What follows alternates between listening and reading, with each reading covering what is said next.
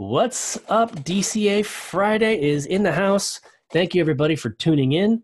Welcome, welcome, welcome, everybody. Today, we got a special guest today. We're going to be talking about gaming and the cryptocurrency community, and when it comes to blockchain, what does that mean for gamers? So today, our special guest today is a good friend of mine. I've known him for about 20 years now. This is Paul. Paul, why don't you go ahead and say hi to the audience? Has it really been 20 years, Doc? Yeah, let's see, 2001, so almost 20 years. Wow. Time flies. So just a little history. Paul and I we served together. He was a Marine in the unit that I was attached to as their corpsman. And, he's been like family for about 20 years, and my kids call him uncle, and, his kids call me uncle, and that's just it. We're family. There's nothing stopping that. So the reason why we have Paul here today is because he is a professional gamer. Paul, real quick, before we get into the whole gaming thing, why don't you go ahead and introduce yourself, how we got to know each other, and let's just go from there. Sure. Well, I was in the Marines, and I pretty much ended up meeting up with my first Navy corpsman that was actually decent. Like really decent. And there's a lot of them there, don't get me wrong. But I ended up meeting my first decent Navy corpsman in the middle of Arizona, wasn't it, Doc? Yeah, we were in Yuma, Arizona. Pretty much. I think I started getting lightheaded or something because of the temperatures hitting. I think they were somewhere around 160 with armor on.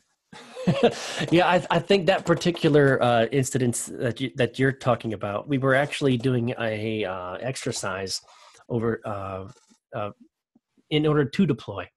And what ended up happening, we did a convoy from California to Yuma, Arizona, and what ended up happening was the water bowls, the trucks that actually carried the water, they broke down, and they were delayed by 5 or 6 hours after we had already arrived in the 130-degree temperatures.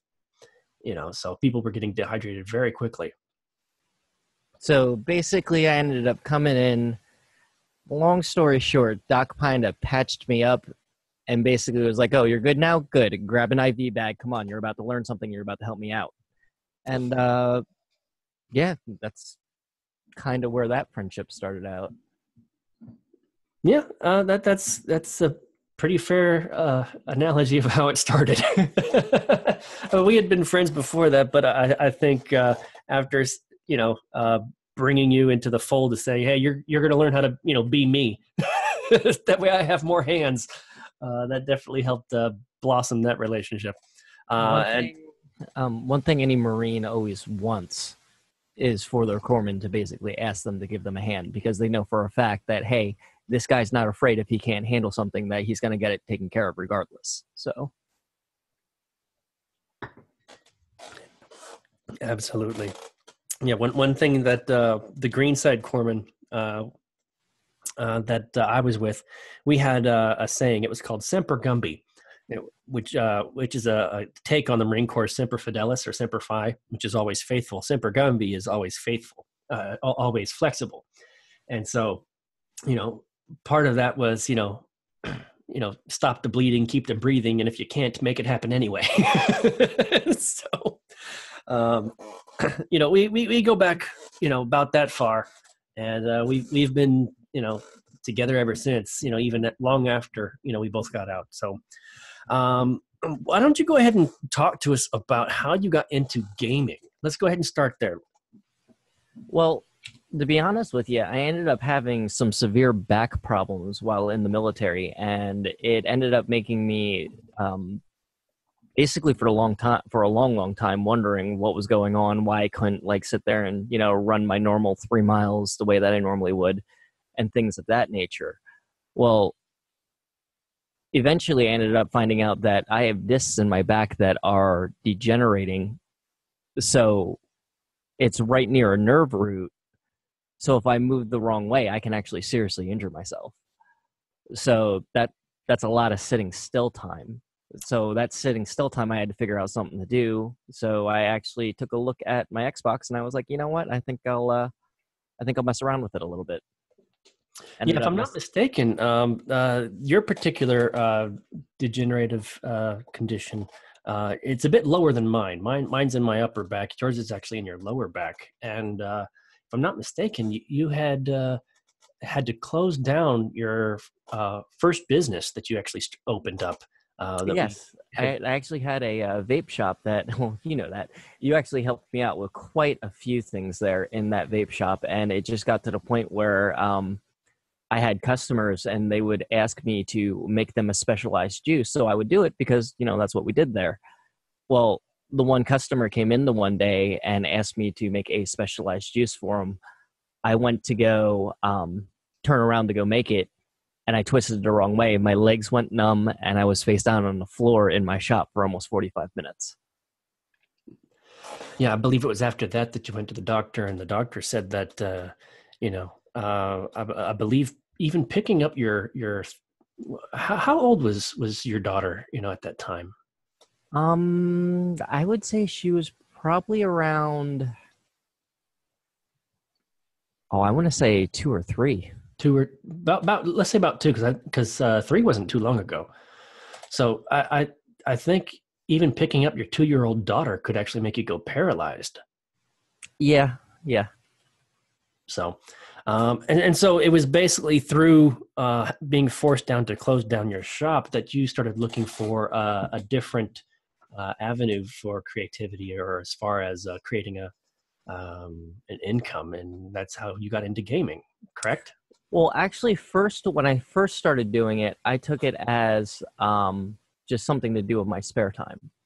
And then when it got to the point where seeing the medical doctors, the conditions were getting worse and things like that, at that point, I started looking into it like, okay, well, I need another way to make money.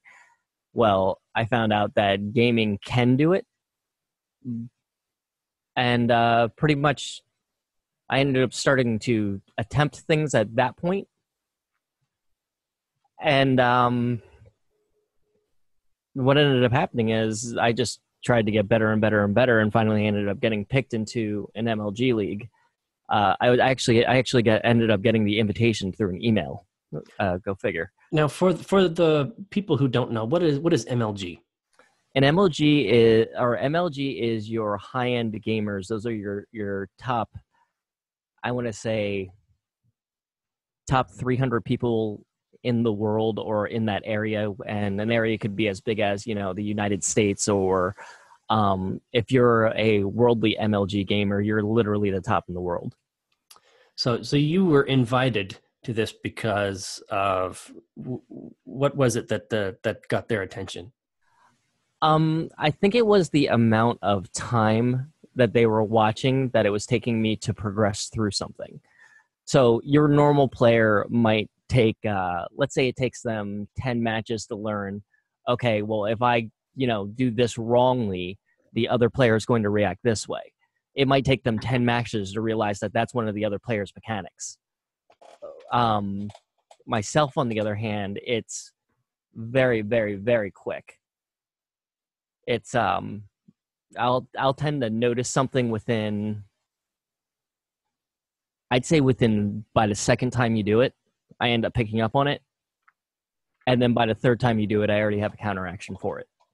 So you're talking about game mechanics itself, like as far as the lag time, or as far as the what a character can do and how much time it takes to be able to redo that task or ability. Yes, exactly. So you were learning at a pace that was much faster than everybody else. Well, it's a mastery over your abilities as a character. That's all it is. And a lot of these people, they might understand, okay, this is what this ability does, but what can I really make this ability do? Right. Okay, so you learn how to test the boundaries of an ability much faster than your average gamer. Exactly, yes. Okay. And by doing so, you had advanced to the major leagues, basically. Yes. Awesome. All right. So what is the, not so much the fascination, but what is key for somebody, in the major leagues, trying to get to the major leagues. What is it about the major leagues that makes it so special for gamers? Like, why do people want to become gamers in life? I mean, why don't they get a real job?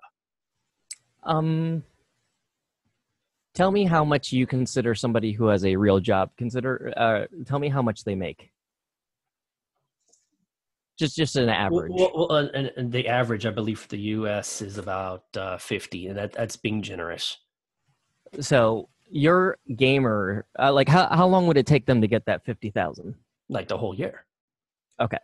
Your average gamer, if they have a one good series, which could last 3 months, can get almost 5 times the amount. So there's the appeal. Okay. Right.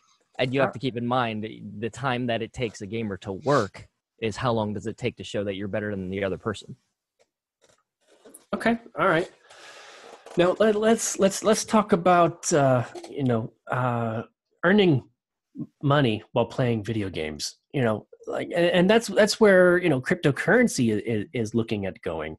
I know for me personally, I see a major opportunity when it comes to in-game currencies like cryptocurrencies, like Engine Coin or anything like that. Like, where you could actually mine something like World of Warcraft gold, or armor or whatnot, and then melt it down for a cryptocurrency like Engine that you could then take and use for, to pay for an Uber ride to wherever you need to go. Now, as a professional gamer, what are your worries when it comes to implementing blockchain and cryptocurrency? Depending on what they attach the actual value to in game is going to completely affect the way the game is played and completely affect the type of crowd that it draws in. So that could either be an extremely toxic crowd, an extremely high-end crowd. That could be almost anything. So what are you hoping for adoption? Like, what are you hoping for gaming as a whole? Personally, if they're going to give bonuses, that's fine. But number one, make them exclusive bonuses and don't make that the only source of the bonus. Because if you catch people who can just buy their power that somebody else sat there and, worked who knows how long for, they're either going to stop playing or they're going to do their best to crush that cryptocurrency person. So don't get me wrong. I understand that if you're running, for cryptocurrency, let's say they pay you every single time you get a kill or every single time you do something well. If you have people gunning for you now because they know, you just made yourself pretty much a target. So you just took the economy of that game and changed it from whatever it should have been to something completely different. Could you give us an example? Okay. For any of your phone games, for instance, okay, there are different ways to gain power.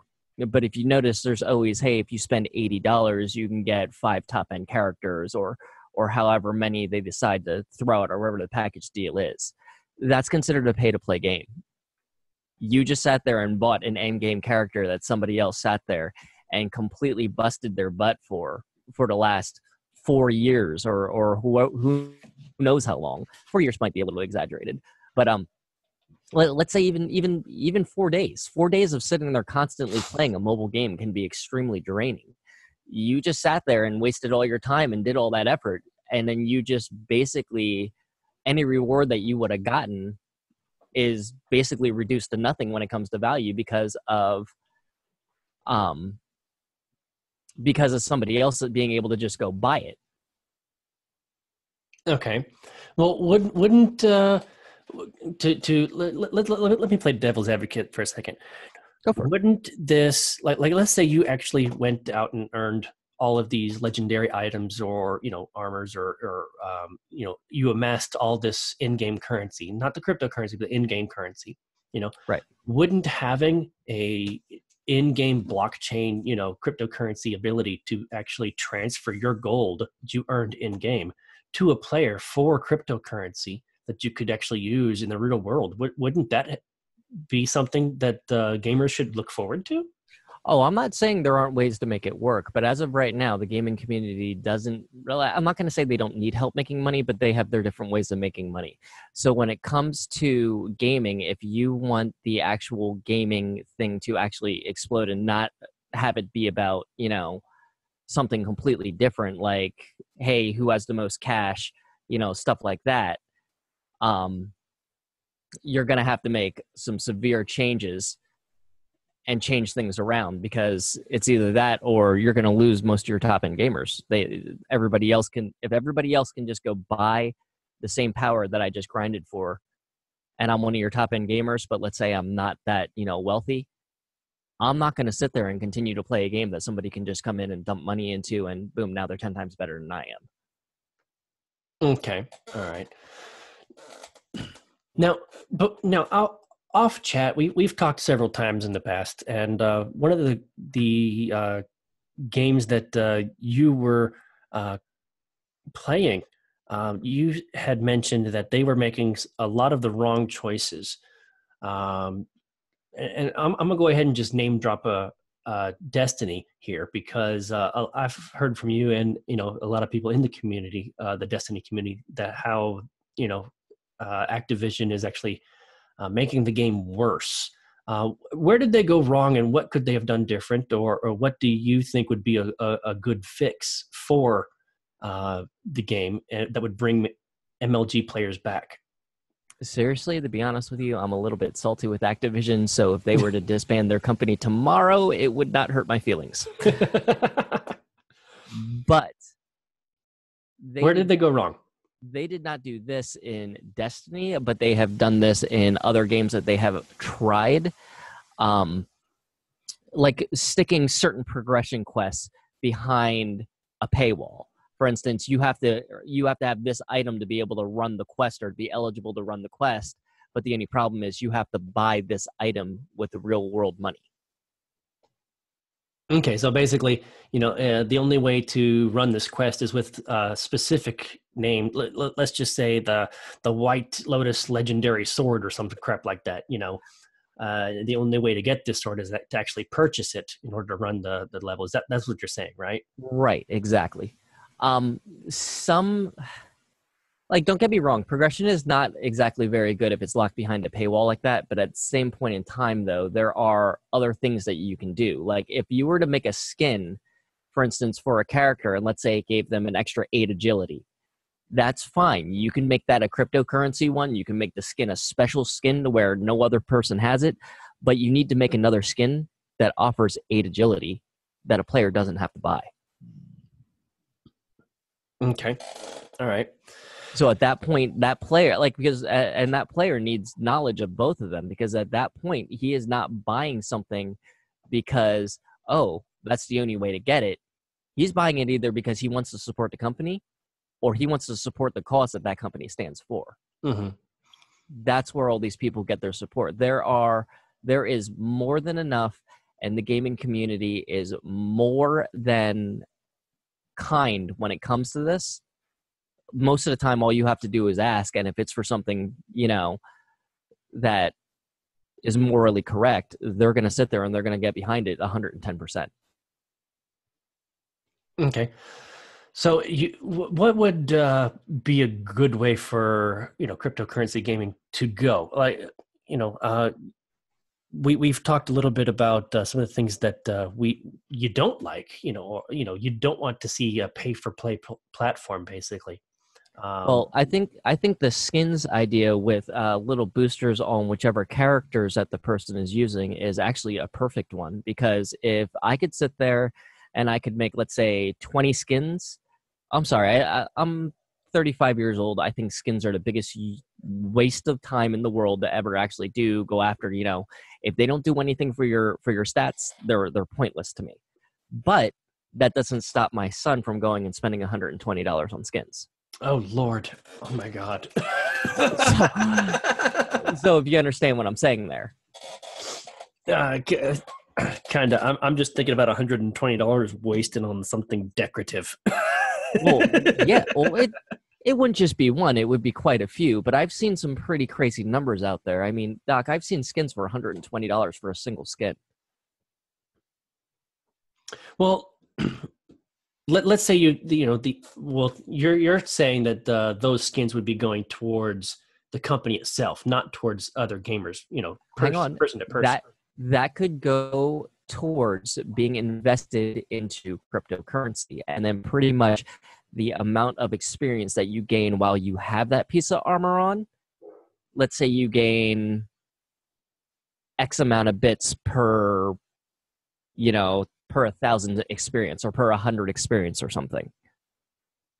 That'd be a little bit different because you know what? It is associated with the game. It is in the game. You were able to buy it in the game, but it does not directly impact the competitive nature of it.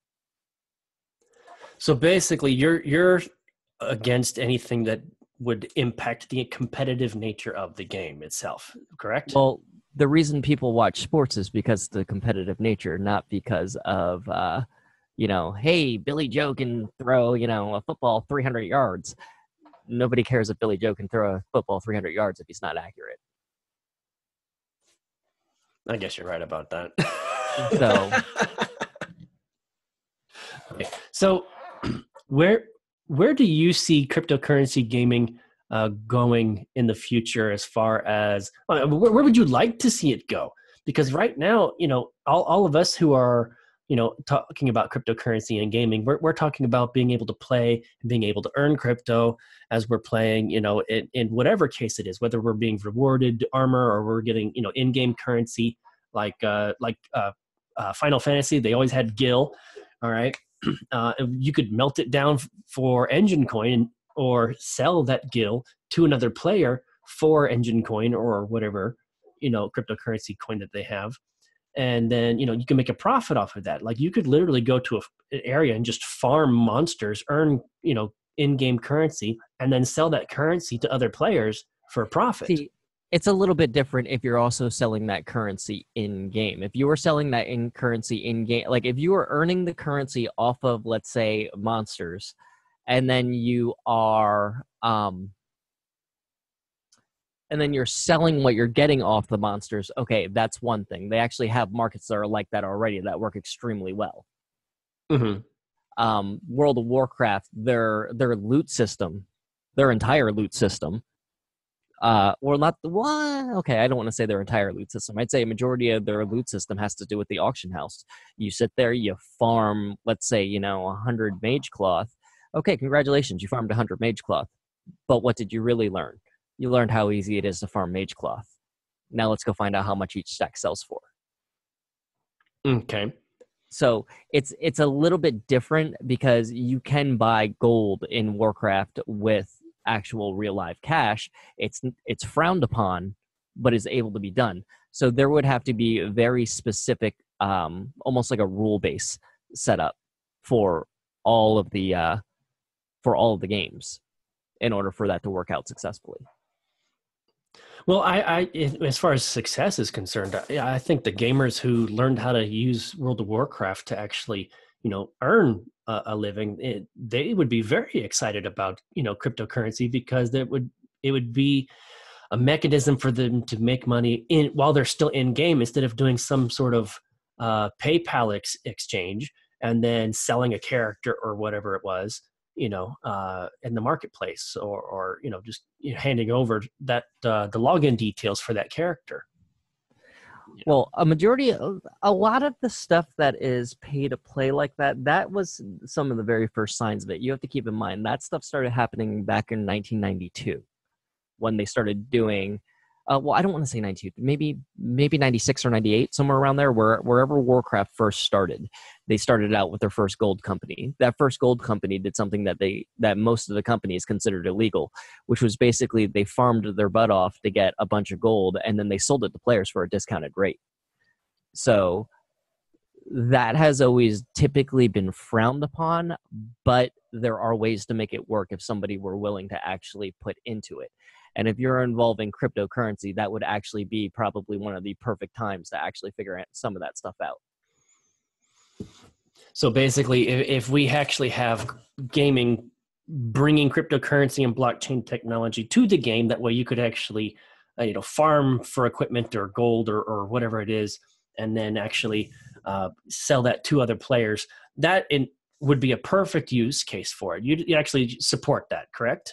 Well, yes, I do, but at the same point in time, though, the players are going to sit there and they are actually going to rate a game on mechanics and competitiveness. Mm-hmm. So you need to find a way to not cut that short, or you're going to end up losing a chunk of your player base, which you really don't need to lose. Yeah, I think player base is definitely, the games, game companies want more players, and if you make a game too easy or not competitive enough, they will, or aesthetically pleasing enough or challenging enough, they will definitely lose their players for sure. What was one of the things that Destiny did to lose a lot of their players? They pretty much stuck. I would say probably about, at first I think it started out as 5 exotics behind a paywall. Basically, an exotic weapon is one of your highest tier weapons that does something special in the game that no other weapon does in the game. Mm-hmm. For instance, Graviton Lance, it's a pulse rifle, but it only shoots 2 shots. So if I can sit there and I can kill you with this pulse rifle, you're going to explode into many, many, many different little void balls that are going to fly around the area and kill anything that's around you. Okay. That is an exotic weapon. I'm sorry, if you told me that my Graviton Lance was hidden behind a paywall, I'd stop playing the game. Got it. So you can't offer that level of power and only have it for people who can afford it. That is just... So that's what you're worried about. That's what you and a lot of the gamers are worried about, is that they will create some legendary item that will make the game unfair for the regular players. Yes, exactly. If you find a way to keep everything fair and everything on the same level, you should have no problems whatsoever. Okay. So I think that's where we agree on is if they make everything fair and make a real economy that would flourish with all types of gamers, we'd have no problem. But if they create a paywall because the gaming company gets greedy, that's basically where you find the issue.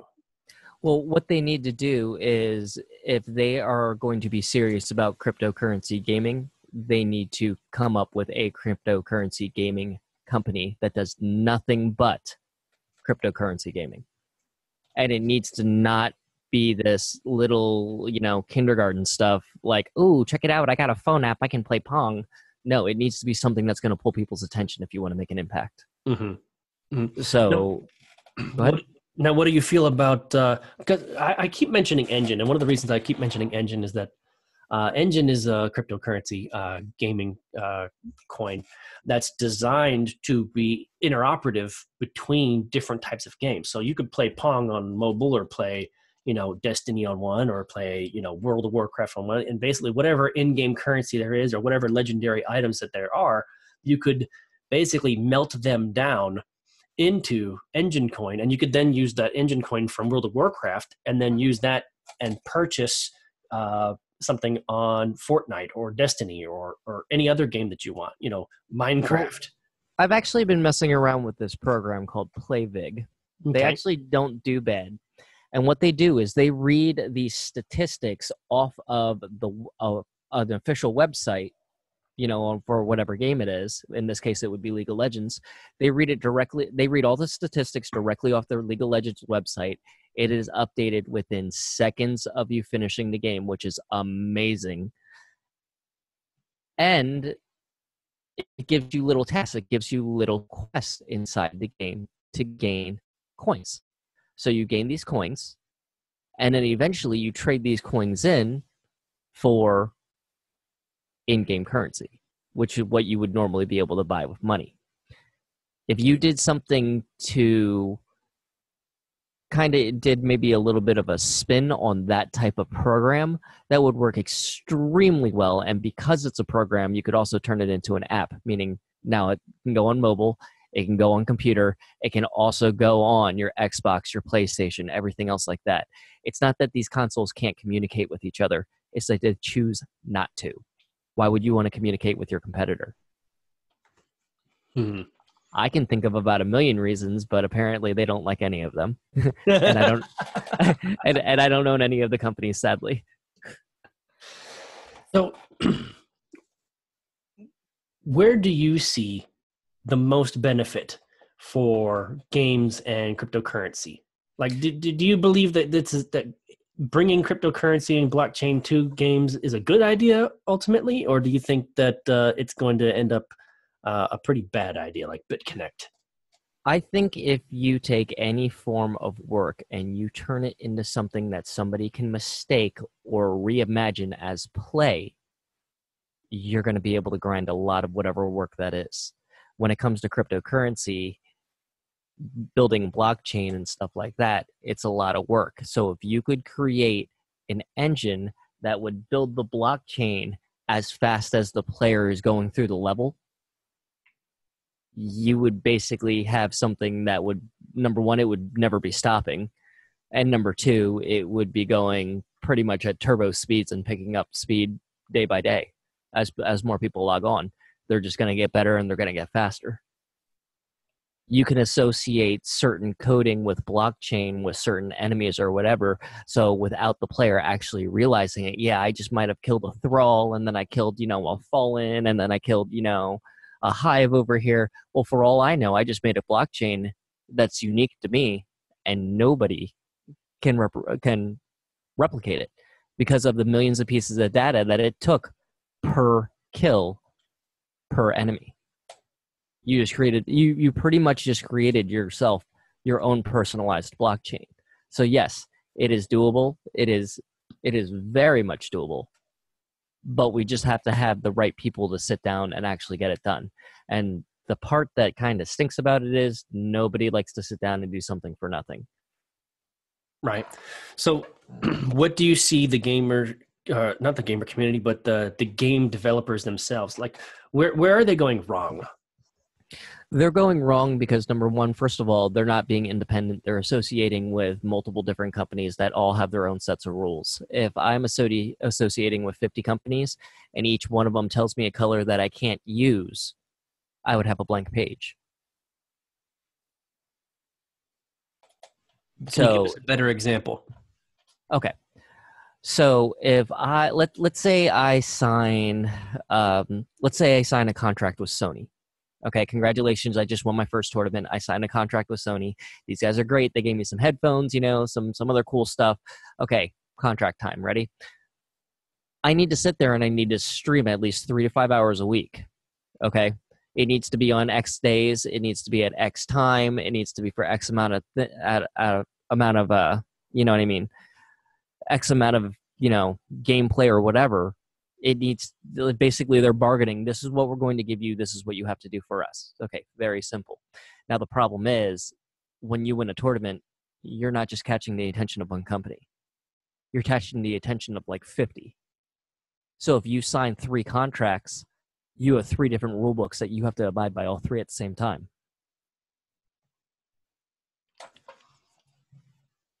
Wouldn't don't they have contracts that are exclusive? Like, okay, you just won a tournament with playing something from EA Games. You're not allowed to play anything from another company and stream it. Oh, they do have stuff from exclusive companies, but think about this. Your first place guy, if you give him an exclusive contract, congratulations, you gave him an exclusive contract. You gave one person out of 1.5 million people that just showed up for this event one contract. Now you got to keep in mind, how many companies do you think threw in to make that event happen? Who ended up paying to build the stadium? Who ended up paying for the entertainment? When they do these finals, these finales are nothing to laugh about. These finales make the Super Bowl look like Disneyland. I mean, they're basically pretty nuts. Their audiences, the audience for these MLG tournaments is much larger. Is what you're saying. The last viewing audience for the last League of Legends MLG tournament was, I believe it was 3.7 billion. 3.7 billion people were watching? Yes. And that does not That That's does not definitely more than the include Super Bowl. that does not include. I think it was like 150,000 that actually showed up at the stadium. If that was held in the United States, the stadium would have been shut down as a fire hazard because there's no way people in the center of that stage were being able to get out within, I would give it an hour. They wouldn't even be able to make it through that crowd in an hour. It's huge. Right. So now you got to keep in mind people who sponsor stuff like that are like Nike, you know what I mean? You know, I'm kind of drawing a little bit of a mind blank, but pretty much your major sponsors who basically do most of your gaming things, like for instance, like Overwatch, like your Xbox, your Sony, your Microsoft, things like that. Pretty much all your technology companies.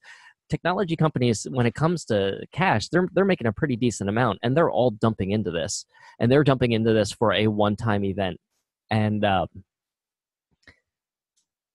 yeah, if you're that guy that you just had all these companies dump billions and billions and billions of dollars into this, and you have a couple billion people watching you because they're your fan, tends to change things up a little bit. Yeah, If I'm you pretty give sure that if you've got fans, they're going to want to play what you're playing. exactly, but if you give that one person that exclusive contract, all the people who you just played that match with as well didn't get it. Basically, you could have 10 worker bees instead of one, but in this case, they're choosing one. Okay, and you believe that is where they're going wrong? Or That's that's just exactly how where they're going wrong. It's not something, you don't need to make something complex and hard and put all the work on one person. That's like me saying, hey, Doc, I just found this gold mine in Venezuela. We're going to go to it. And then we get there. I pop out a lawn chair and some lemonade and say, all right, man, get to work. Let me know when we're rich. You know what I mean? Okay. You'd be sitting there looking at me like, I just showed up to this guy's gravesite because I'm going to murder them. But if you showed up with 40 or 50 people and you said, hey, guys, let's get as much as we can get and we're going to split it at the end, guess what? You just got yourself an entire team of hardworking people mining gold. So basically, game companies are going about it the wrong way. Instead of actually creating a community, they're creating exclusivity. Right. Exactly. You don't want to divide gaming communities. The second you go to divide them, they will snap back at you. They are very vicious. They're very mean. And some of the stuff you just got to hear, Doc. Some of these guys sit around all day and do nothing but talk trash to each other because they think it's funny. And that's what they do for a living. They throw it on YouTube and congratulations, they're instantly rich. Just because somebody else out there has the same sick sense of humor. Like, you get what I'm saying? Yeah.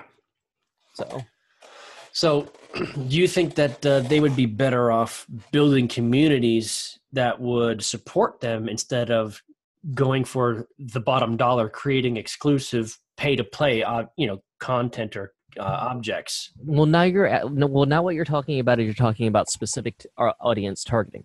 Okay. You have to keep in mind in a gaming community, you have 3 tiers of gamers. You have your high-end gamers, which are your top 10%. You have your bottom-end gamers, which are pretty much your bottom, I'd say 20% maybe. And then you have your, middle stream gamers, which are basically your casual players, guys who haven't exactly made it to where they need to yet, stuff like that. Maybe guys who are just figuring out the game, all those guys in the middle. You need to figure out something that appeals to all 3 groups, even if they're 3 different things. Okay. So I guess when it comes to blockchain and cryptocurrency, there's nothing wrong with bringing it to gaming.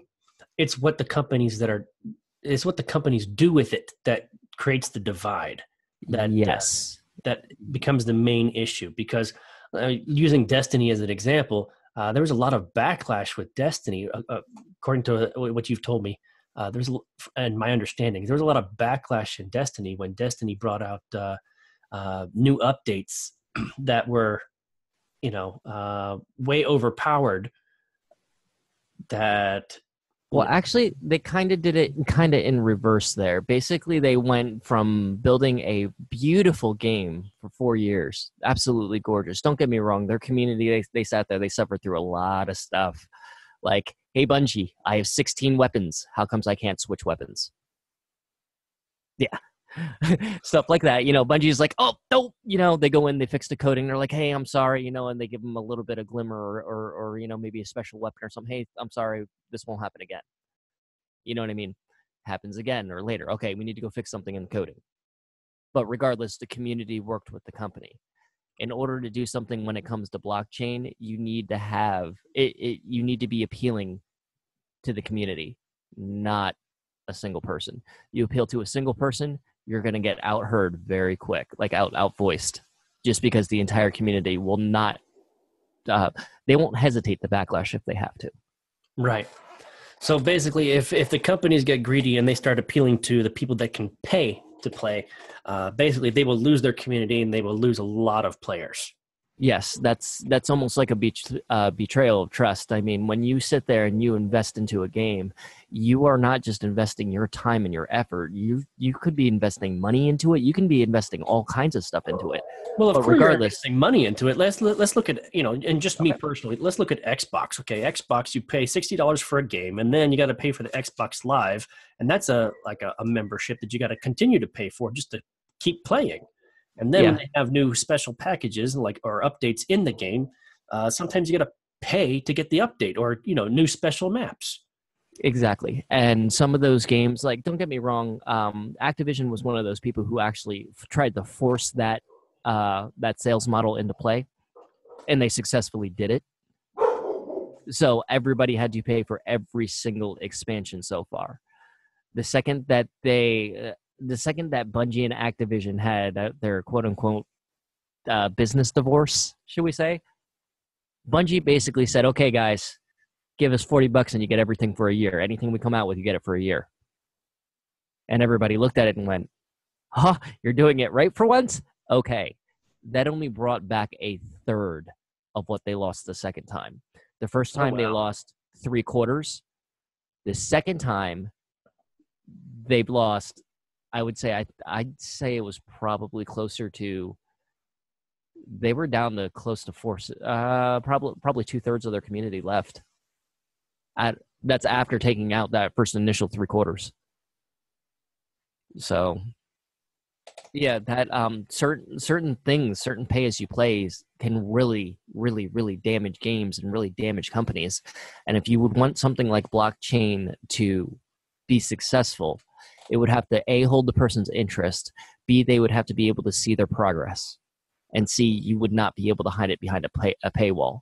Like, do everything in good faith and the community will pay you back in full. Be transparent. Exactly. The more transparent you are, the more beautiful you are to the community. You want to see something blow up? There you go. Are there any, game developer companies or companies that you've been keeping your eye out for or watching, keeping tabs on, that are doing things the right way, in your opinion? Oh, there are a bunch of them. There are the people who came out with Warframe. Amazing. Absolutely amazing. They listen to their community. They talk to them literally 4 times a week. How many developers do you know talk to their community 4 times a week? Well, as far as developers in the gaming community, I don't know very many, but as far as cryptocurrency communities, I know just a few that are talking with their community every day. Keep in mind, these developers are literally the guys who originally created the game. Like the one girl, we watch her run around and do all kinds of crazy stuff. And which girl is this? Who is this? Her name's Rebecca Ford. Okay, and who is she? Like, why is she important? In Warcraft, you get this. In Warcraft, you get, or not Warcraft. In Warframe, you get this. I want to say, I don't know what she is. Let's say she's an alien. Okay, we'll just call her an alien that has the form of a woman. Okay. Okay. All right, we're getting there. Sci-fi. We got this. Okay.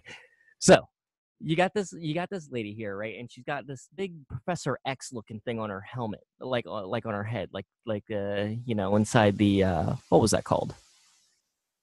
Like in X-Men? Yeah, inside Cerebro. That was it. There you go. Yep. So she puts this helmet on, and basically she's able to telepathically communicate with you. She communicates with you for, I'd say, 85% of the entire game. So you need to know who that is. Okay. The person who voices that girl is Rebecca Ford. She also did all the I think she did all the coding for Lotus too. Lotus. So not only is she doing the coding, but she's also doing the voice acting as well?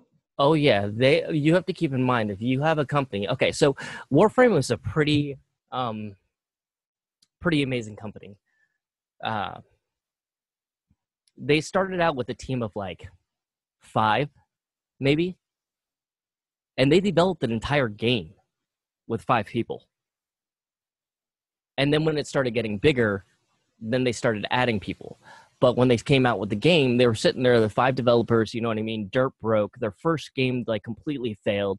Their second game, you know what I mean? This is like their last straw. If they mess this up, the company's going down. That's it forever. Well, they developed Warframe. When they developed Warframe, because they were so low on funds, they had nobody to do the voice acting. So they did it themselves.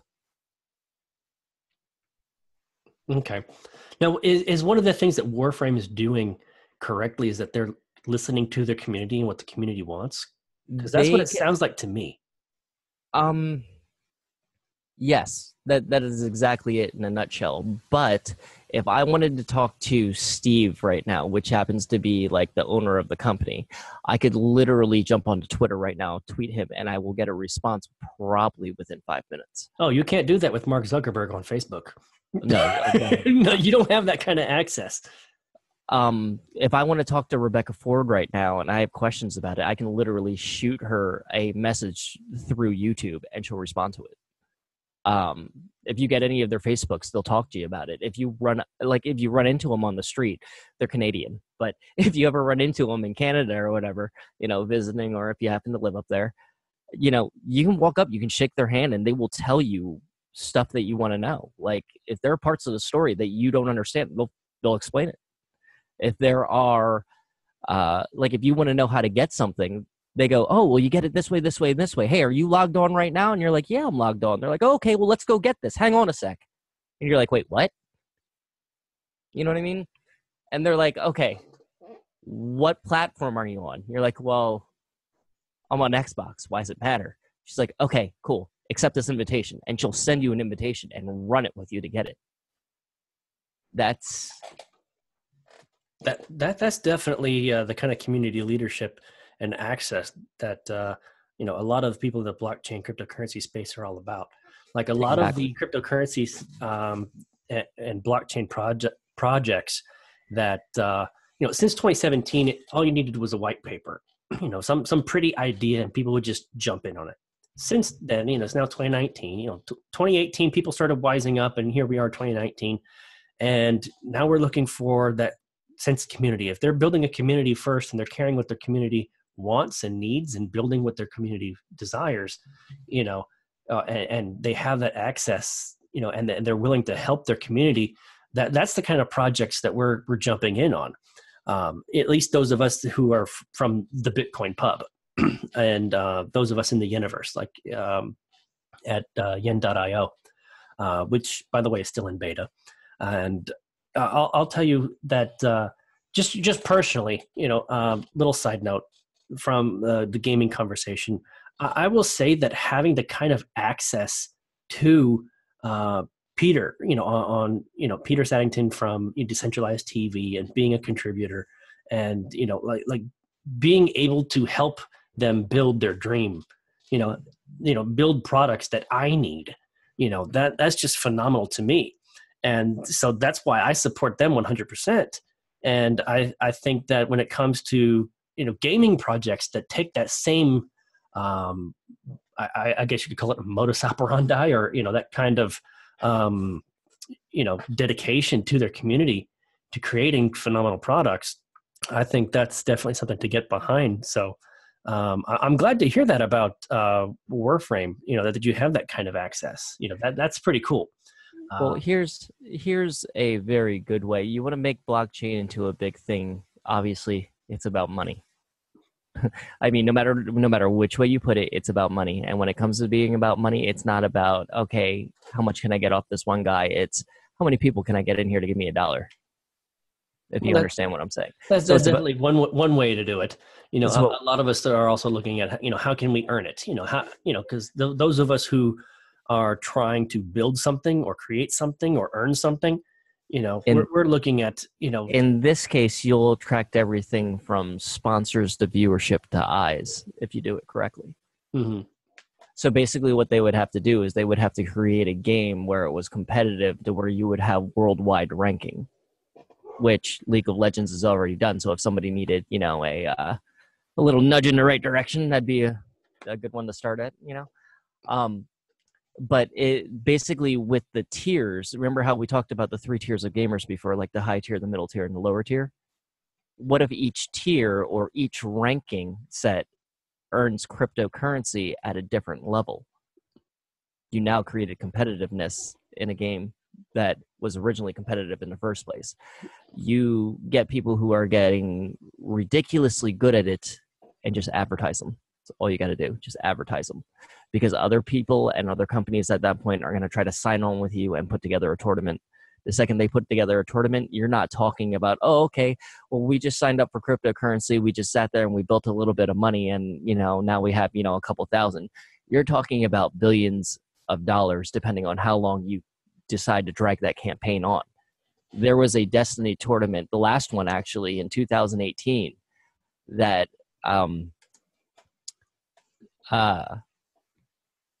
there was a YouTuber, Blesius. He went to a hospital. I think it was like a St. Jude's, and found somebody with terminal cancer who couldn't afford their bill. So he sat there and made quite a few different pages, quite a few different donation things like that. Within 10 days, they raised $1.8 billion for this kid in St. Jude's. In 10 days. And that was just from the people who showed up at the convention saying, oh, you guys are giving to this? Okay, here you go. And writing a check, boom, there it is. There's a lot of eyes that are going to get pulled regardless if you sit there and hold a major event like that, especially if you can tie in sponsorships. I got you. So if somebody were to create one of these games, like, don't get me wrong, all these games have a certain algorithm. If somebody wanted to create some of these games, they would just have to take pretty much your most addictive algorithms, combine them together and see what you come out with and pretty much make a game out of it. And at that point, you would have people earning money in-game for currency. Why? Because the better they do, the more they can get. But you also have the people who are sitting there who will get stuck in a certain bracket. Those people aren't going to quit. They're going to keep going because they want to climb. But now you have somebody who's sitting there and, yeah, they're grinding a whole lot more because they're trying to get to that next level. I mean, you're going to have a game. You're going to have to put up multiple servers. I mean, there's no question about that. If you did a worldwide game, you'd have to have multiple servers. You'd have to have room for multiple people, and you'd have to be able to make the game transparent as well as what's going on behind the scenes. If people know what's going on behind the scenes, they're going to get excited about it. They're going to get behind it. If people don't know what's going on, they're basically going to be like, oh, well, that's kind of a pay-as-you-go thing. I don't even want to touch it. Okay, that makes sense. All right, so let's go ahead and move on to, I guess I could say it's our final segment. Let's go ahead and talk to game developers themselves. If you could tell game developers what you, well, before that, blockchain and cryptocurrency in gaming, do you think that's a good idea or a bad idea? I think it has the potential to be one of the most wonderful ideas out there, but it also has the potential to be one of the biggest blow-ups that there is. That Okay. you have to keep in mind when you're dealing with the gaming community, you're dealing with people who are very technologically savvy, and games are known to be hacked. So Right. you'd have to have your security pretty high up there. Okay. So let's talk to the gaming developers themselves. Um, what would you tell gaming communities not to do, like to consider not doing when it comes to implementing blockchain and cryptocurrency? Like tell them, here's what we don't want. We don't want anything hidden. That's it. We just want the knowledge of how it works. Okay. That's all we need. Pretty much, if you are pretty flat out honest, hey, this is how it works. This is what you're going to get for it. This is what's going on. What do you guys think? Oh, by the way, did I mention that you get to go against your buddy over there and you can either annihilate him or get annihilated? At that point, the person's going to be like, okay, what about what? Wait, I can annihilate my buddy? Yes, let's do this. So, so it depends on how you put it out there a little bit. All right, so basically, you want the gaming developers to be transparent. You say, don't hide things. Don't hide your agenda from us. And don't make it a pay-to-play, platform that some noob can just overpower your most dedicated players. Correct. What we would need is after okay, so you're talking about a lot of money to get something like this developed as well. So this is hence why I have. Well, they've got the money and they're already working on developing it. Let's talk. What we want to see. This is your best bet on it. You want to make it to where people are going to be able to earn their money, but you want to be able to make it to where it's progressive. So if you do better, you earn more. But at the same point in time, they need to not make it pay for progression. That is the very specific thing. If you pay for progression, you will lose your gaming community. Besides that, as long as they're transparent and as long as they're flexible and able to talk with their, with their gaming community, they'll do fine. The second that they start ignoring them, the game's going to start going downhill. If the game goes downhill, whatever cryptocurrency investors had in it at that point in time, they risk to lose a substantial loss if certain things are just done incorrectly. And this can be turned around almost at an instant thing. So the easiest way to fix it is to be as transparent as possible with your community and talk to them. Pick a random fan out. Hey, what do you like? What don't you like? Hey, have you ever run into this problem? Have you ever run into that problem? Oh, okay. Hey, thanks for your feedback. We'll give you 10 bits for your time. Mm-hmm. You know what I mean? Just simple things like that. Because if people sit there and they realize, yes, that the creators are right there and able to be in touch and they actually care about the actual game, they're going to be more inclined to back up whatever your goals are. Okay. All right. Any final thoughts that you'd like to share with people that like to get into professional gaming, or thoughts that you'd like to share with gaming developers that might eventually listen to this podcast? Okay. When it comes to games, people need to realize one thing. In most games, if you're able to respawn, it doesn't matter if you die because you can respawn. When it comes to games where you can't respawn, obviously don't rush in. Obviously, this is all obvious stuff. But the one thing that's not so obvious is people don't use common sense whenever they're playing their game. You want to get better at your gaming? Record every single game you play, and every single time you die, you need to look over that footage and come up with every possible scenario on what you could have done different not to die. And then next time you get in that scenario, you need to put it in practice. Hey, I thought I could do this and survive. Let's see if it works. Oh, nope, I'm dead. Well, okay, that one didn't work. Check it off the list.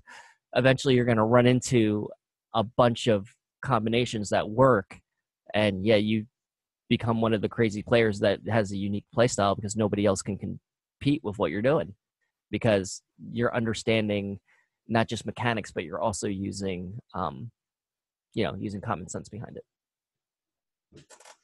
Outstanding. So basically, be your own critique. Be your, and I think that's a phenomenal advice.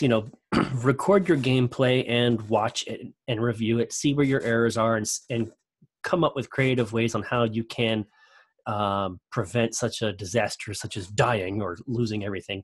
Uh, like for me personally, when it comes to the podcast, I listen to every episode. I watch every video that I create. And I'm my own worst critic. I look at ways that I can create the better content. I'm currently researching ways on how to use OBS and Zoom together. That way, I can eventually live stream the podcast. And I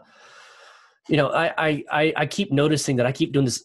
I keep clearing my throat. So I'm trying to work on stop clearing my throat, pause a little bit, keep on going.